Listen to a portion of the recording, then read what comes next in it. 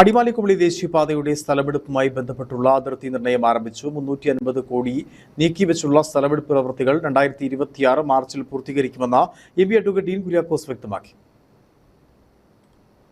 അടിമാലിക്കുമളി ദേശീയപാതയുടെ മൂന്നാം ഘട്ട പുനരുദ്ധാരണ പ്രവർത്തനങ്ങളുടെ ഭാഗമായി വിസ്തൃതി വർദ്ധിപ്പിക്കുന്നതിനാവശ്യമായ നടപടികൾക്കാണ് തുടക്കമായത്.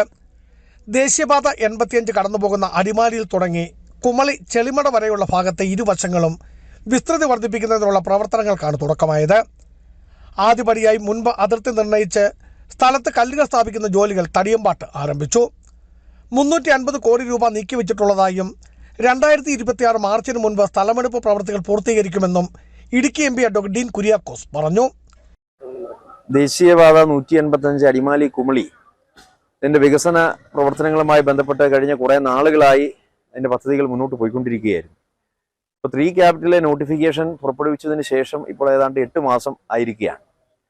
അപ്പോൾ ഭൂമി ഏറ്റെടുക്കലുമായി ബന്ധപ്പെട്ടുള്ള ഏറ്റവും നിർണായകമായ ഒരു കടമ്പയാണ് 3 ക്യാപിറ്റലിലെ നോട്ടിഫിക്കേഷൻ. ഇപ്പോൾ ഏതാണ്ട് 30 മീറ്ററോളം വീതിയിലാണ് ഈ റോഡിന് സ്ഥലം ഏറ്റെടുപ്പുമായി ബന്ധപ്പെട്ട് തീരുമാനമെടുത്തിട്ടുള്ളത് പുതുക്കിയ അലൈൻമെന്റിനനുസരിച്ച്. അപ്പോൾ അതിൻ്റെ ഭൂമി ഏറ്റെടുക്കലിൻ്റെ ആദ്യപടി എന്നുള്ള നിലയിൽ അതിൻ്റെ കല്ല് സ്ഥാപിച്ചുകൊണ്ട് അതിർത്തി കല്ലുകൾ 2 വശങ്ങളിലും സ്ഥാപിച്ചുകൊണ്ടുള്ള നടപടിക്രമങ്ങൾ ഇവിടെ ആരംഭിക്കുകയാണ്.